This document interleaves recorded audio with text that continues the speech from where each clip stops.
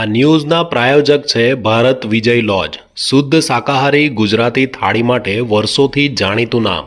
લક્ષ્મીનારાયણ મંદિરની બાજુમાં jail road, Dharampur. નમસ્કાર દર્શક મિત્રો, હું છું શ્રેયા અને આપ જોઈ રહ્યા છો ખબરદાર ન્યૂઝ. આવો નજર કરીએ આજની હેડલાઇન ન્યૂઝ ઉપર. વલસાડના સોનવાડા નેશનલ હાઈવે પર એસટી બસ અને ટ્રક વચ્ચે સર્જાયો અકસ્માત. ટ્રકનું ટાયર ફાટતા ટ્રક અચાનક સામેના લેન પર આવતા બસ સાથે આવી જતા ધડાકાભેર અથડાઈ. બસમાં સવાર મુસાફરોને થઈ છે ઈજા.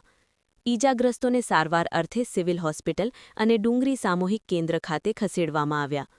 બસમાં 40થી વધુ મુસાફરો હતા, જો કે એસટી બસના ચાલકના લીધે લોકોનો જીવ બચ્યો.